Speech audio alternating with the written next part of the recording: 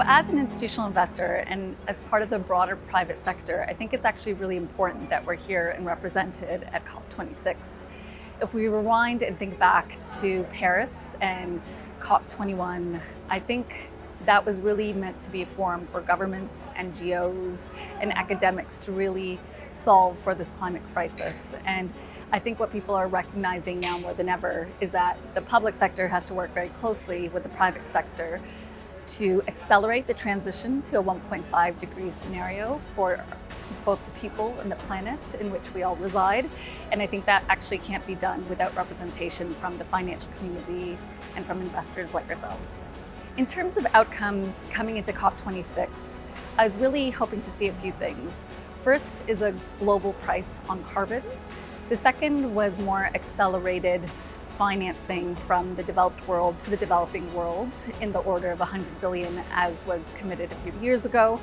And the third was really around aligned ESG reporting. As investors, we depend heavily on the disclosures of the companies in which we invest. And by having a fragmented approach makes our job a lot harder. I was really happy to hear the announcement just a few days ago of the IFRS announcing and launching the ISSB. So more to come on that, but definitely a move in the right direction.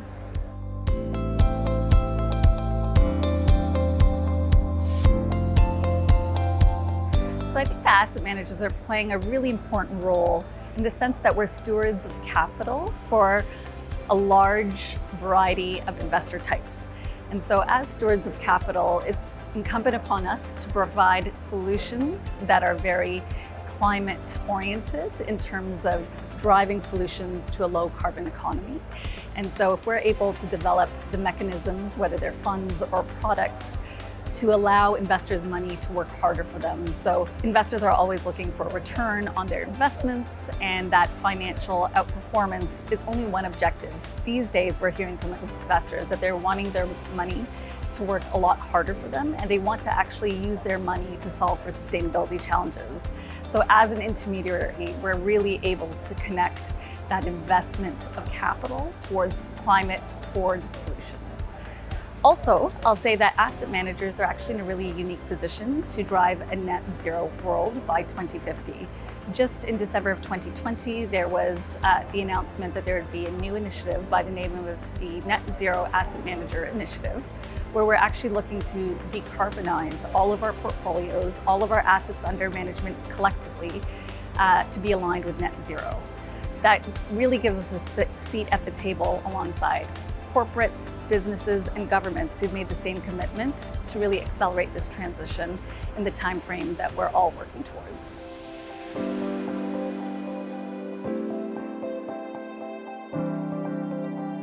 So I think Canada is actually in a really unique position. Although we are a small economy representing less than 5% of the world's market cap, we're actually concentrated in a few key sectors.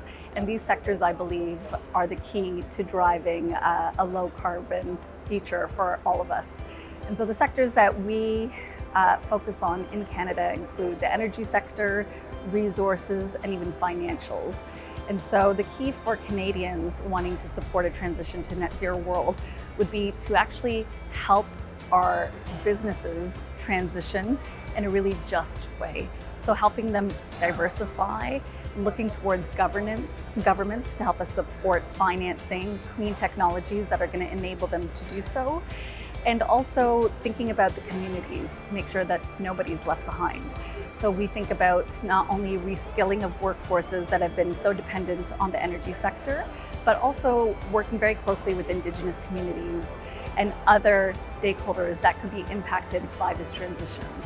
So as Canadians, we are looking to work alongside the more traditional sectors that are contributing to high GHG emissions. This also includes transportation, which actually accounts for a quarter of Canada's GHG emissions.